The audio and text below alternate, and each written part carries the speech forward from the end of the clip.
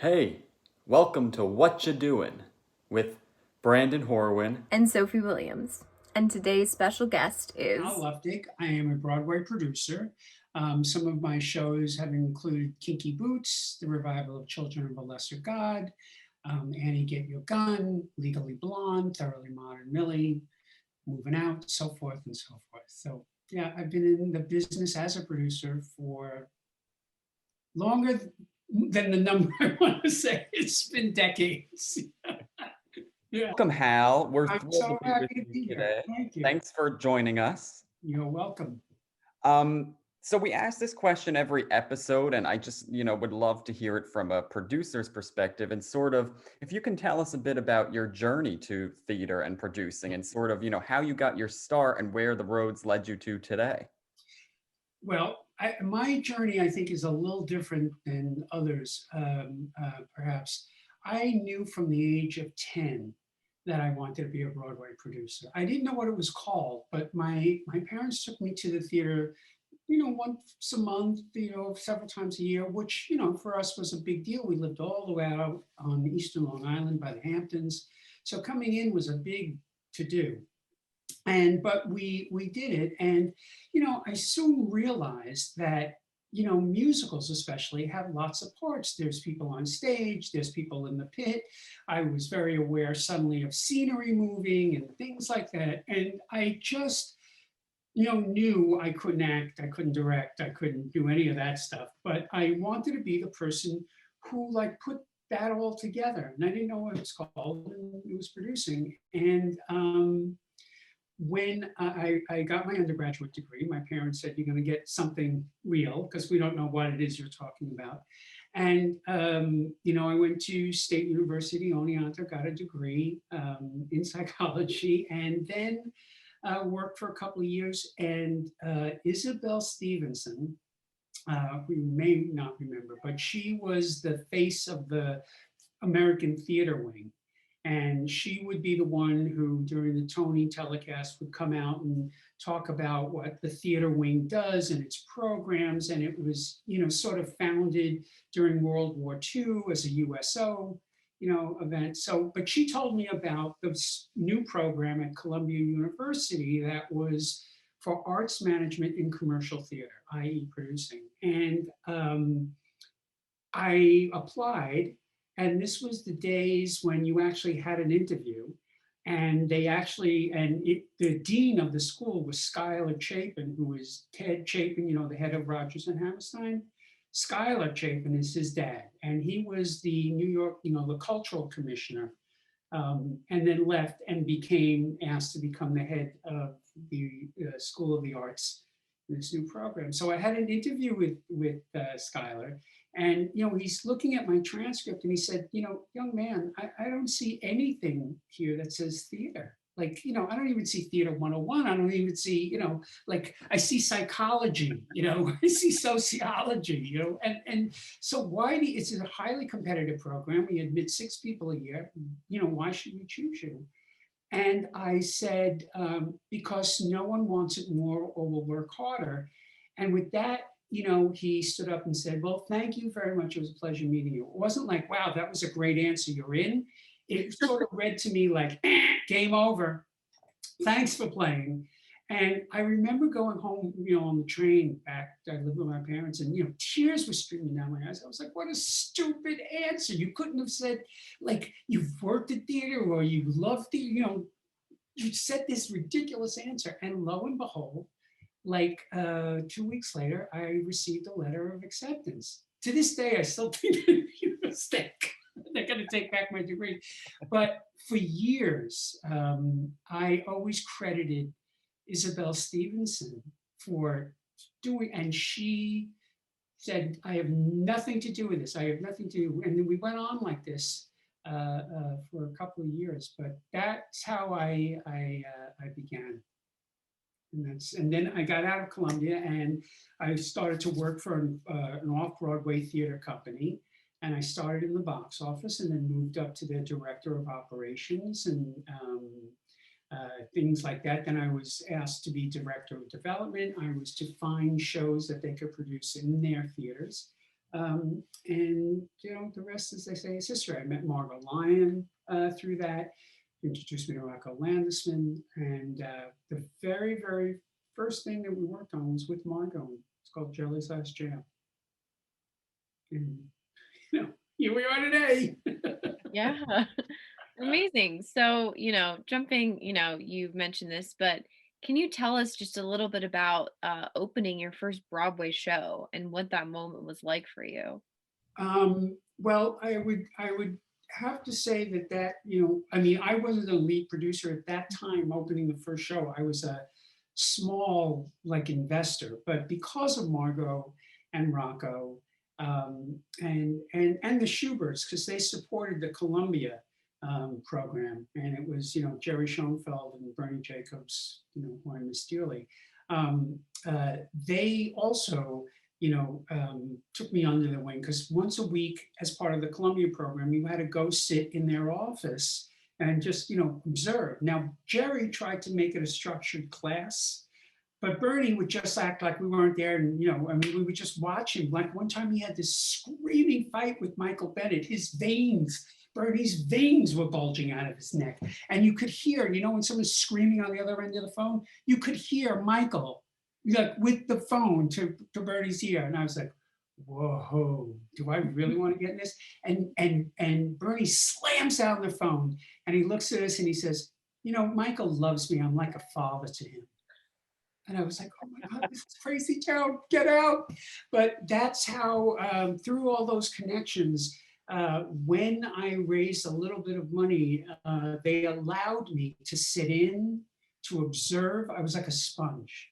I just noticed, I took everything in, and it was like fascinating. And I loved it so, because it was all about the theater. So my first show that I opened on Broadway was as, like I said, a little co-producer kind of thing. And it was exciting. I mean, I remember it was Jelly, and it was sort of all like coming at me, the red carpet and the stars, and and all these kinds of things. And Margot, who I also deal, Margot Lyon, who I miss dearly to this day, was very, very kind, and introduced me to the company, and made me feel like I was part of that team. Yeah, I've been fortunate in that way. People have just taken have taken me under their wing, and I've sort of so I try and give back, I must say. So I'm honored that you guys have asked me to be on your show for just that reason. Well, thank you. So just jumping forward a little bit, a lot of the shows that we will talk about today, you have been billed as the lead producer. So can you tell us what this means in terms of your work on the show, and how it makes your specific position on the team different? Well, when you're the lead producer, you're like the owner of the sports team. And in as much, everything flows up to you. And different people have different producing styles. I'm more of I hire the person like a team owner, and I hire the manager, which would be the director, and I let him do his job. And I see my role as just supporting, his vision as best we can. Whether that be financially or artistically, but supporting that. And so as a lead producer, like I said, everything ends up on your desk somehow, some way. And that could even include, I'm not kidding, we're out of toilet paper in the men's room. It's that kind of thing.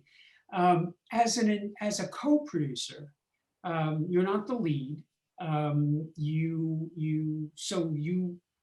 aren't responsible for all of that stuff. But as a co-producer, you're a team player. You're one of the team. And so if you look at it as a sports team, everyone brings their own strengths to it. If you're, the first baseman, the second baseman, you have certain skills, and you use that as part of the team to make the whole thing win.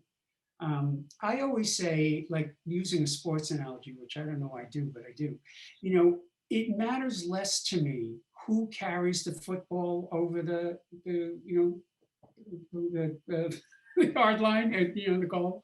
It matters less to me who does that than we do it. Because when we do it, whoever did it, the whole team has won. And if we start going, no, wait, I should do it, that's where you become fractious. So as a co-producer, I'm much more of a, stand back team player. I have my skills, I have my opinions, and, when asked, I offer them. And, I think as a co-producer, you need to be eventually more careful with who you partner with, because you have to, you have to respect their decisions. You have to trust their instincts. You need to work well with them, be friendly with them. It doesn't work if you walk into an ad meeting and you're, overtly hostile to each other. That never works out.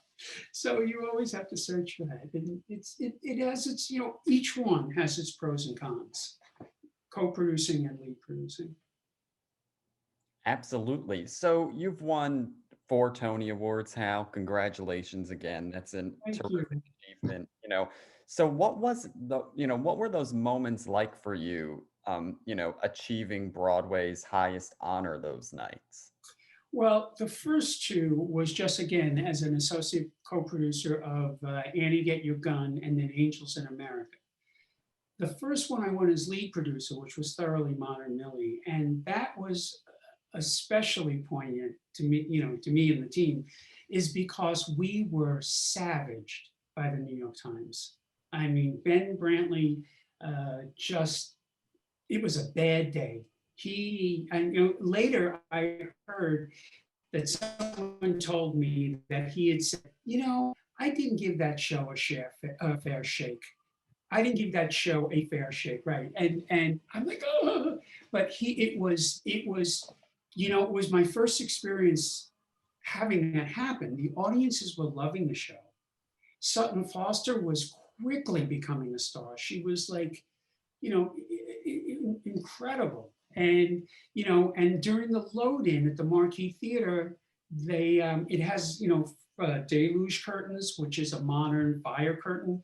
It was set off. And during the load-in, it soaked the entire set, the orchestra, like we were down for the count. And yet we rallied and pulled up and, opened on time, didn't have to postpone. And then we got like this horrendous review. I remember as lead producer, going back to your last question, I had to walk into that ad meeting, that you do the next day and try to quote, and people investors were weeping, they were crying because we got some decent reviews, but the first one, everyone looks at is the New York Times. And he couldn't even pull quotes out of it. That's kind of how bad it was. You can look it up. And I don't know. This thought came out of my head and I said, listen, guys, nothing, I don't care what that man said, nothing has changed from what was on that stage last night to what's going to be on the stage tonight. And if we let him, destroy our morale and what we know we have, then we're fools. So, I don't know where that just came out. And even Nancy Coyne, who were at Surreal Coyne, was like, wow, okay, we'll do it. So we mounted a campaign and, I just felt that if we brought voters in and got them to see it, they would see it, and it worked and we won. That was, I didn't even recognize how bad I wanted this because I just was moving, that when I got up on stage and I, blubbered my acceptance speech, whatever it was I said, they cut to a commercial and I started weeping. I didn't even realize how bad I wanted this. And that was a wonderful, wonderful moment. It was really, I remember, I met up, little secret. You walk off in the wings and they rip the Tony out of your hand. It's a stunt Tony. It's not your Tony. It's they give it to the next person. So I'm like, no, you're not getting this. And I finally met up with my husband. And I just remember that feeling of standing outside of Radio City going, holy shit, I just won a Tony Award. This thing I dreamed about all my life that I would watch as a little kid. You know, I won one. I don't have one, but I won one. But it came soon enough. And then Kinky Boots was, you know, years after that. And that also felt great for a whole set of different reasons. Yeah, that's amazing. Thanks for sharing that. So yeah, in that same vein, with Kinky Boots in 2013, you won the Tony Award for Best Musical then too, obviously surrounded by a amazing team, Cyndi Lauper, Harvey Fierstein, Jerry Mitchell. So what was, how did that moment differ for you? Because it seemed like the buzz around Kinky Boots was, instantly that it was just this ginormous like show with heart and incredible energy that it brought to New York. So what was that show and that process like? It's funny that you remember it that way. It was true. We started selling a good amount of tickets from the moment we had our first preview, and even in Chicago. But we were up against Matilda. And Matilda came to New York as a British hit. It opened in New York and got like rave reviews all over, the board. And, the buzz was, in the industry, Matilda. And there again, I said, you know what? And I actually said this to Patrick Healy, who was not a critic, but a theater writer at the time. I said, let's go see Matilda and let's go see Kinky Boots, on me. And you tell me honestly, which show you had a better time at. Just, that's all you have to do. And if it's Matilda, it's Matilda. There's no, but I want, and he was the first one who actually said in print, Kinky Boots has a shot at this.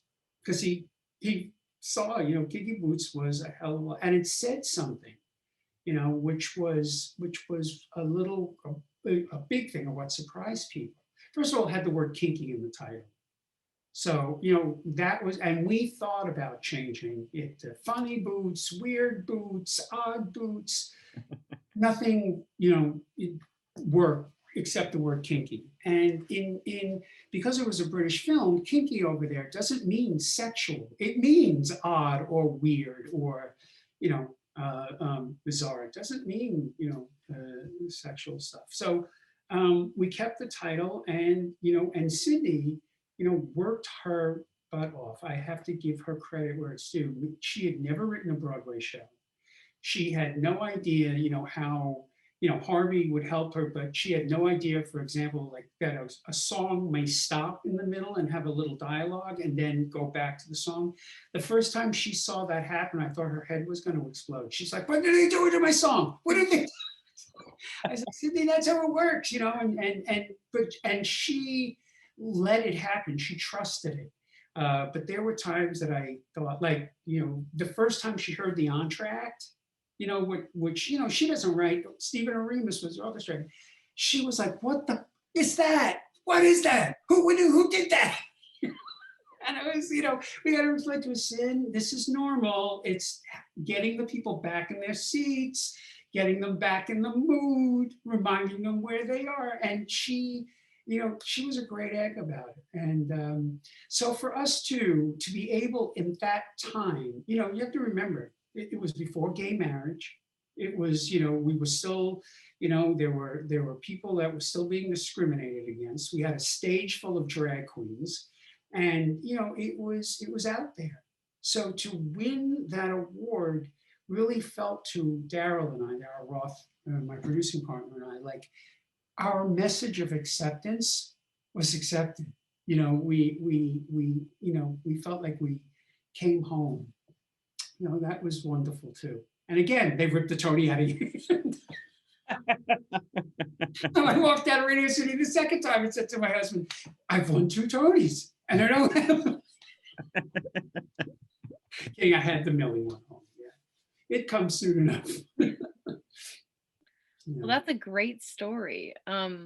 You mentioned previously that you were a part of the production team on the 1999 revival of Annie Get Your Gun with Bernadette Peters. Yes. So yeah, what was that process like, working with such like a huge star? And, forming the musical, did everyone know that you wanted specifically Bernadette Peters, or was there, a larger cast of characters that you were looking at? Well, this is where, I was a co-producer on that. So this Mhm. is where, as I said earlier, you have to trust the leader of the team. In the case of Annie Get Your Gun, it was Barry and Fran Weisler. Um, and they had approached Bernadette, about revamping the show, and we did in certain ways. She she said yes almost immediately. And again, they were very inclusive with me. And I was always part of the team, and she was delightful. I mean, I've been friends with her ever since.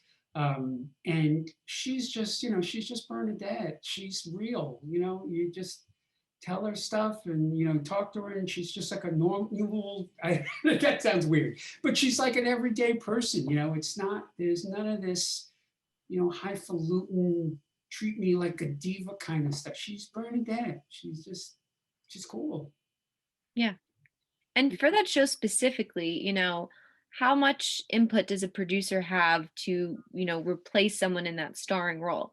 So we know that Reba later came in, which was really cool. So how does that work specifically? Yeah, it again, in this case was Barry and Fran, but you start thinking about at some point, because Bernadette, was going to leave, who can, we put in that show. And in the case of Annie Get Your Gun, it wasn't about, you couldn't just do stunt casting. The person had to sing, the person had to dance, the person had to, really convey like they were, believe that they were from the back hills, much so. And so, that kind of limited who we could go to. Reba was like the natural choice. She's a country singer. She really grew up in that world. And when she said, yes, finally, because people have been after her, for years, she did, and she's not been back on Broadway since. Like it didn't interest her, but this role came along and it did. And oh my God, did she nail it? I mean, another real person. There was no airs. She just got up there and did it. And she was just Reba. She was just natural. That was, that part was exciting to watch that happen. And you never really know in rehearsals, especially when it's a replacement, because you don't get them on stage with a full rehearsal till maybe 2 or 3 days before they actually go on in the performance. So, we had no way of knowing, kind of, because you're watching it in the rehearsal room and you have nothing to sort of compare it to. You don't have sets, you don't have costumes, you don't have audience, you don't even have the full orchestra. You have somebody banging on the piano. So we didn't know what it was going to look like until we saw it for that final put in, and it was like, oh my God. I mean, it was like magic on stage. I don't know how else to describe it. It was the right person in the right role, and I mean, she was gorgeous. Yeah.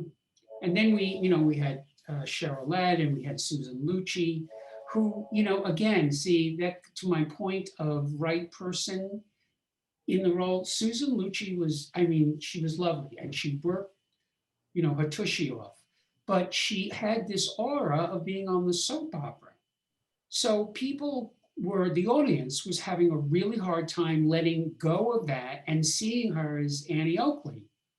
It was like, I forget her character's name on the soap opera, but it was like that character, on Broadway as Annie Oakley.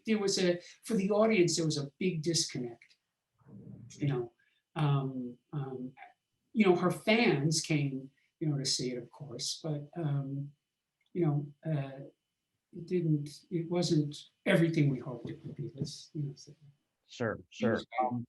So I'm going to combine these next two questions because I think they fit well together. So can you sort of explain the process from a producer's perspective of bringing a show to Broadway? And maybe it could be specifically related to one which I am very excited about, which is Here Lies Love, which I ended up seeing in Seattle because my dad wants to invest in it. So give your dad my number because his brother. because it's coming. I know your dad was part of Children of Holistic God. Yeah. Yes, but before that came about, he was all set to go with Here Lies Love. So, sort of maybe. Oh, wait. So, wait. So can you combine sort of, for a show like that per se, it's been all over. It was in off Broadway at the Public, then to London, then regionally at Seattle Rep. So what is the process of bringing a show like at this point? And then, where is it now? Well, Here Lies Love. It's a great question. Here Lies Love is a very unique producerial experience in as much as that, it needs a certain space. We have the dance, the floor, and then you have to have, places where people can sit, but yet still feel incorporated into the fun. And that was always the big challenge. They were able to do it at the Public Theater because those theaters are just basically black boxes and you can do anything you want. And they made it, work in that space with limitations. The problem with Here Lies Love, I shouldn't say problem, but the difficulty is it is much bigger as a show than it looks. You need just as much backstage space as you do, what it looks like the performing spaces. The choreography that goes on backstage is like saying, they come out in different costumes and they're on ramps and, it was very interesting. I'm glad you saw it at Seattle because, their board loved it so. From the Public, and they saw it in London. Loved it so that they committed like $1 million to do this at their theater. And about a quarter way into the process of installing the set, the Department of Building said, wait. You're changing the theater and we have people jumping around. You need to put steel beams in the ground. So heaven forbid there is an earthquake, and you are in San Francisco. It's not like it's impossible. If you're an earthquake, the building is safe. Well, that was $1 million. And then the board actually, was debating for a while, like maybe we can't do this. We are a nonprofit and this is, but they rallied and they said, nope, and Alex Timbers, the director, was a great trooper and he cut as much as he could. And we had a very successful run in Seattle. It was sold out the last 2 weeks. Everything's relative, right? They were getting like $100, a premium ticket. For them, that was unheard of. Their tickets are $30. So, they were like fanatics. So when we closed there, we needed to find a space that could accommodate it. And we looked around and no place was either available or would work. And the dream was always to see if we could bring this to a Broadway theater. And it just, we always got stuck with like how. But a theater owner did take a lot of interest and allowed us to go as far as doing architectural drawings, to see where seats and people would be. And it actually works. So we're hoping, of course, the pandemic has changed a lot of stuff, and especially Here Lies Love. You can't be socially distanced and all be on the dance floor together, or wearing masks and all be on the, you can't breathe. So, we will get there. After yesterday, we will get there. I'm hopeful that eventually we'll all be vaccinated. Eventually people won't be afraid to go into spaces anymore. And we will, hopefully have a theater. We have an eye on one, and unfortunately I can't say which yet, but everyone's on board. Alex and David and I, for one, am thrilled because again, how things become relevant again. When we did it the first time, the Philippines were a democracy. It was like, okay, this is the story, but it's back. The Philippine government is what Imelda Marcos, and Ferdinand Marcos were. They were dictators, they were fascists, and it's back. when you think about it. So the story, and look, it almost happened to us. The story has become very, very relevant. Um, and yeah, so that's coming back. Ruthie's, part of it as one of our exec producers, hopefully, and the rest of the cast. And we're absolutely making sure we're diverse. We're doing it, the right way. Um, in these times. But I'm very excited about it. And I'm thrilled you love it. And yeah, because it is tons of fun. So It is yeah, unlike anything you experience until you it experience is it, right. because you watch Yeah, videos and you can see the concept, but until you step foot in to see exactly how right, they created it. yeah. You're exactly right because I was invited by Alex to the final preview at the public. I didn't know what the heck I was seeing. And I remember, he said, okay, like just have an open mind as I was walking in. And I thought, oh my God. And I freaked out. At the end of the show, I tackled Alex. I practically threw him on the floor, and said, you didn't ask me, and I'm asking you, I'm doing this show. I just went crazy. And he was like, okay, get off me. You're right, okay. So we were working on it ever since, and I'm thrilled. I love it. I just freaking love it. Yeah. So I'm so glad you do too. Yeah, that's a great story. Mhm. So you were the lead producer for the Tony-winning Legally Blonde musical adaptation. So my question is, as a producer, is it more beneficial to you or is it more intimidating, more so to take something just so beloved by many and try and adapt it for a theater audience? What a great question, because you know I have learned from that experience because it was such a popular movie. We have to remember in hindsight, I always try to learn something from every show I do. And I'm going to tell you in a second what I learned from this, but Thoroughly Modern Millie and even Kinky Boots were not big films. I mean, Millie came out in the 60s and it had the three biggest stars of the day.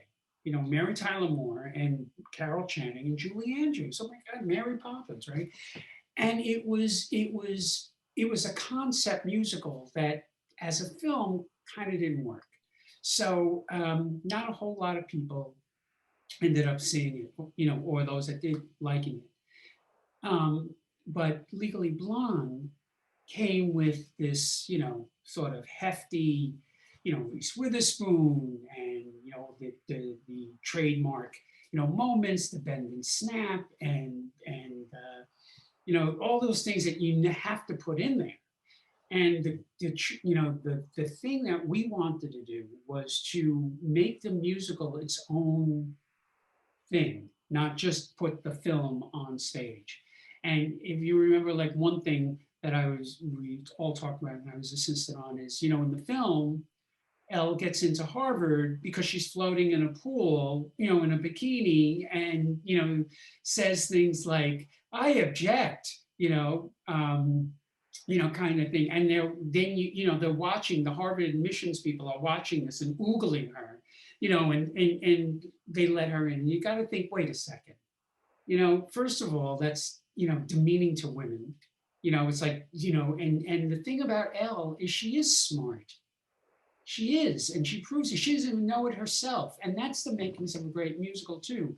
The main character starts off in one place, ends up in a completely different place than they thought they were going to be. And along the way, not only teaches themselves about themselves, but others, about themselves. And so it always had that making of a great musical, but we had to find a way to do it, our own. And so that was the tough part. And the lesson I learned is that with a popular title like that, what starts as being an asset can turn into a deficit quickly. And by that I mean in Legally Blonde, a lot of people beginning know the title, so they came to see it. They love the movie. But then you hit a point in the show's run where you're now up against a family comes into New York and they're, thinking like, what do we want to see? And they have, two kids and one may be a boy or the father. And, they look and they say, how about Legally Blonde? And it just takes one person to say, oh no, honey, we saw that. It was a film. And you're dead in the water. It's like, okay, let's move on. I mean, how many people are going to stand in front of the Palace Theater having an argument about like, no, I want to see, usually someone says, okay, let's pick something else. And that was the lesson I learned on that you have to find a way, better be prepared for when that moment comes. And what we did with Blonde when that happened is we were very fortunate. We did that first, MTV thing that had never been done before. Which just, like made it look like a great big party, which, fun show, which it was, and it kicked it back upstairs. But you have to have some kind of plan when that happens, and it will. So that was the lesson I learned, but it was a fun experience. It was a hard experience too, because you're dealing with a studio that is very protective of their property. You have to remember both Blondes made over $200 million, and they cost like, 15 million or 20 million. I mean, it was a huge profit center, and they didn't want anybody to like, defame the title. So they were very cautious. And then there were writers. The film was based on a book by Amanda Brown. Very few people know that. There is a real Elle Woods out there. And there's, and when I sort of met her for the first time, she's great. Her name is Amanda Brown, she's great. And when I met her for the first time, I said, and I realized that, these are real people. She changed some names, but they are real people. I said, so there's really a Warner out there? She said, yeah. And I said, oh my God, do we have to be like worried that the real Warner's gonna stand up and like sue? She said, no, just like in the movie, he's too stupid to realize it's him. That is so good. So great. Oh, but it was like that moment, like, oh my God, there's real sorority sisters. And we met some of them, the characters they were based on. Yeah, we met some of them. It was great. That's amazing. Yeah. So our audience is just comprised of lots of different young artists, including young performers as well as folks interested in theater production. So could you just talk a bit through the process of establishing yourself, as a Broadway producer? Well, I think, the best way, in my opinion, is to just learn by, being in it, by, having someone take you under their wing, by understanding how things, work in the business, as a producer. Again, like I said earlier, as the head of the team, you have to know a little bit about what every department does and how it functions within. Doesn't mean you have to technically understand it. Like, I do not understand looking at a light map, the grid. I'm like, okay, I to this day, it's like I have a block. I don't understand it. But, we work, I know I'm working with a lighting designer who does, and that's, sort of okay.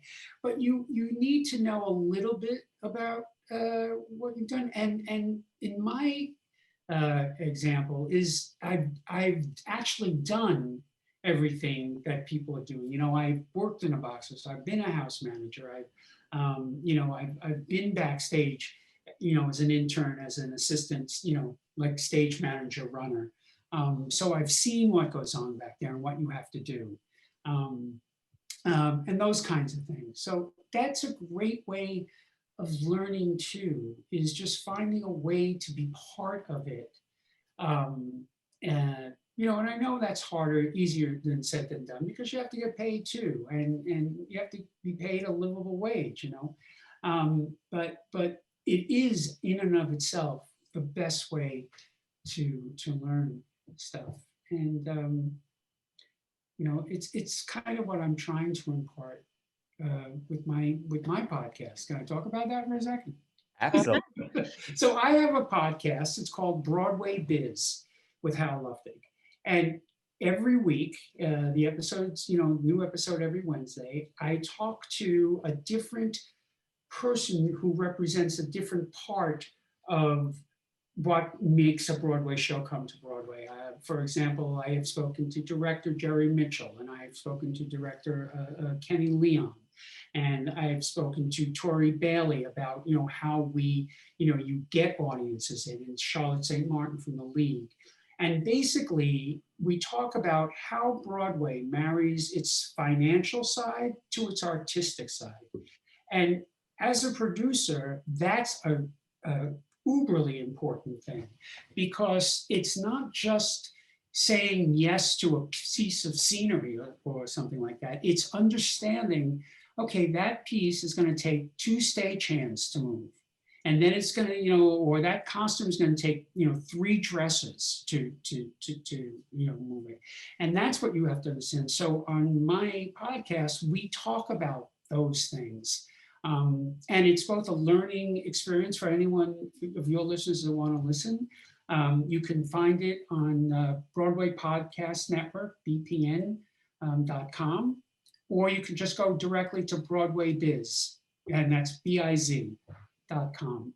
And you can catch up or listen to, you pick and choose which ones you want to listen to. But I hope it's very helpful to your listeners that are trying to figure out how to do this and what really comes into this business. It's an aspect, if you want to be a producer, it's an important aspect of it, understanding what they do and how you market and all those things that you don't necessarily think oh, I have to think about that because I'm a producer.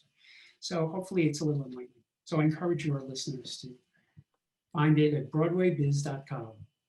That's excellent, Hal. Thanks for letting us know about that. We'll attach the link to that in the bio of this post when that goes out. But that's a great project you've been up to during COVID to help your generation coming up. That's really awesome. Thank you for that.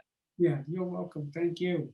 So just moving along, in preparing to wrap up, it was recently announced that you and Patrick Petula will be heading a revival of the cult classic, The Who's Tommy rock musical. So, what do you think people will gain from this show after, a great amount of time of no live theater? And when can we expect this to hit the ground?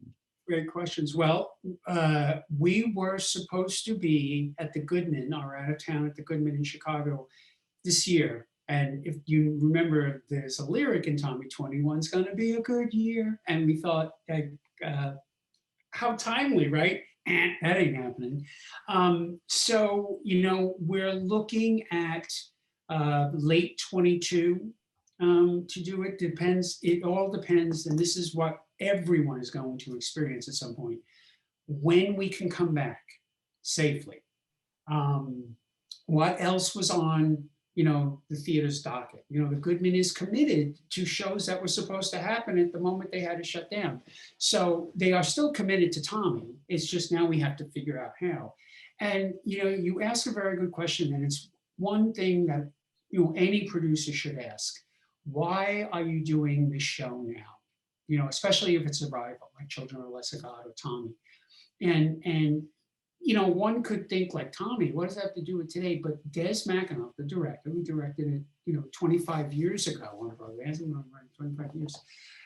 He said, we still, like Tommy, we still look into that blank mirror, and that blank mirror is our phones.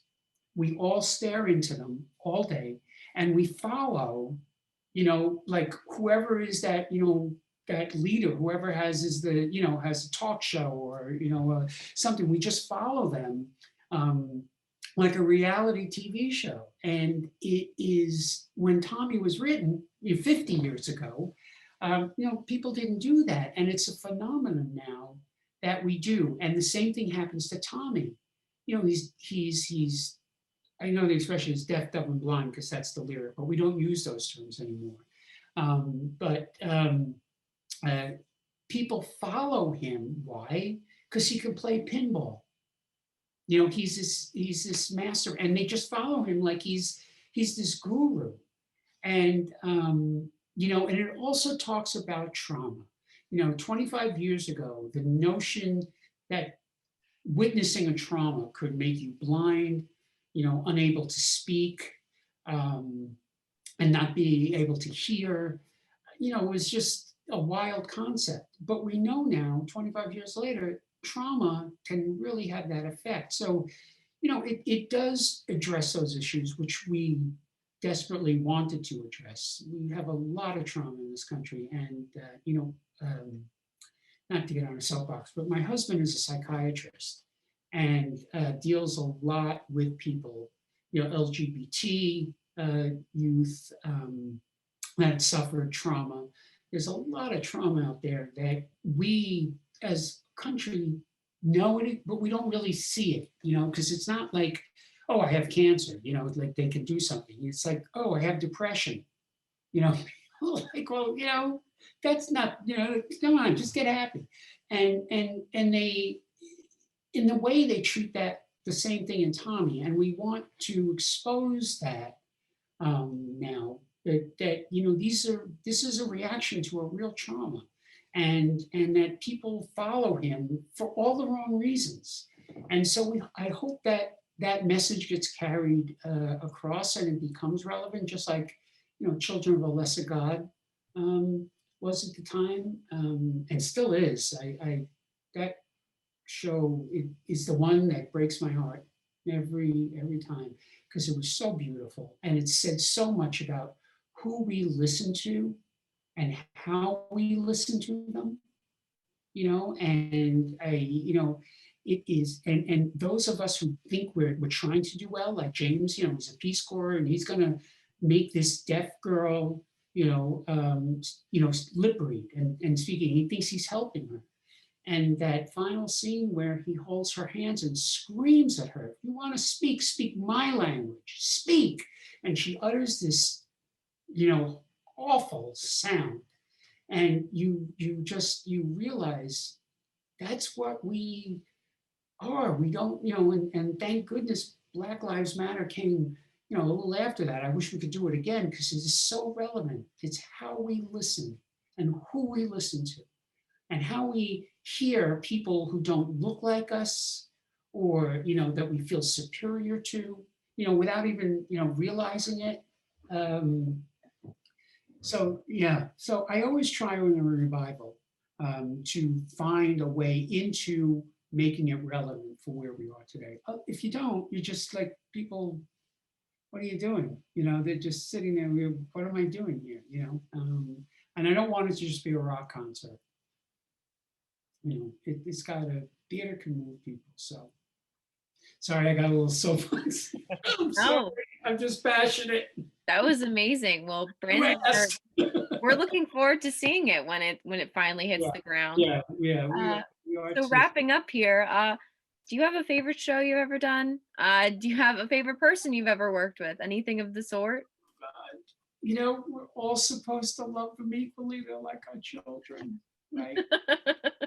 All right, I'm going to just name two that not are my, you know, my favorites, but they're one of my favorites. How's that? Okay. Perfect. Great. Children of a Lesser God would be one, and also Moving Out, the Twyla Tharp Billy Joel musical. That choreography was so stunning, amazing.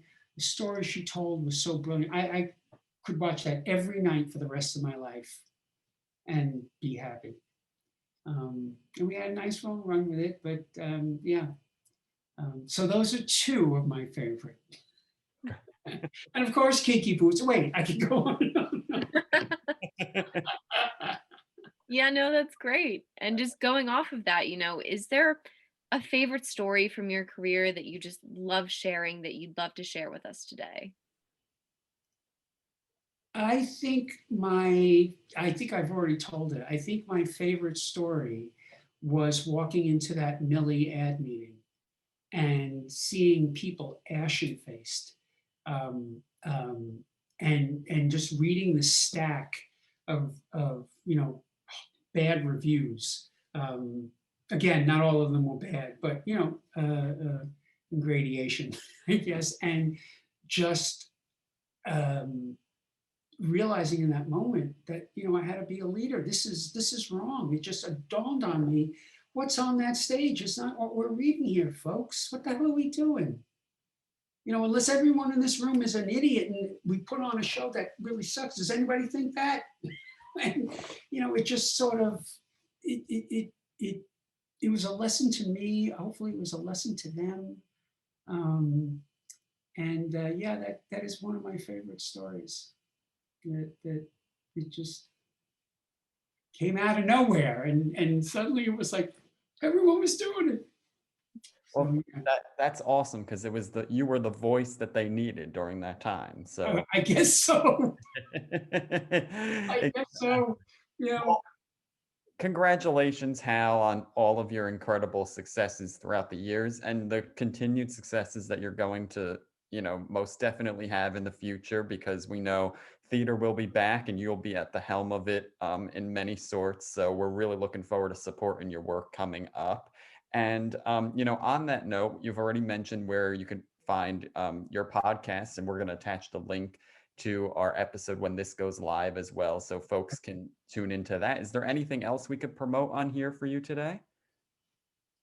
No, just come back to the theater. To all your listeners, be on the forefront.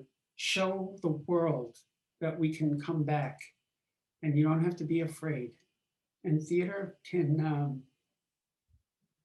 move your life. I'm sorry, I'm getting a little emotional. But because it can. I've realized that during this pandemic. I used to think sometimes, like I said, I live with a doctor, so like he's saving lives, and I'm like producing, musicals. And during this time, I've really come to learn how important the arts really are. And I've learned personal stuff too, because the thing I love the most, the thing that was, the breath every day, was suddenly taken away. And then what do I do? So I think a lot of people have learned that we have strength we didn't know we had. So I hope we all rally that, and your listeners are on the forefront of those people who walk into that theater and say, I'm here. That would be great. Absolutely. And I know we're all longing for that day and know that it is on its way. So thank you for Thank you. thank Thank you you for guys that. very much. The work that you do does change lives and hearts and minds every day and every night. And we know people will continue to. Make me cry. He's gonna just do this. But thank you for sharing that. We really appreciate it. So, Hal, thank you. Stay well and safe until Okay. we're all You guys gathered too. again. You guys too. Stay safe, stay well, because I want to see you in the theater healthy when we come back. I'm going to hold you to that. You will, and we'll stay in touch. We have All right, good. info, and we'll stay in touch. Okay. Bye, guys.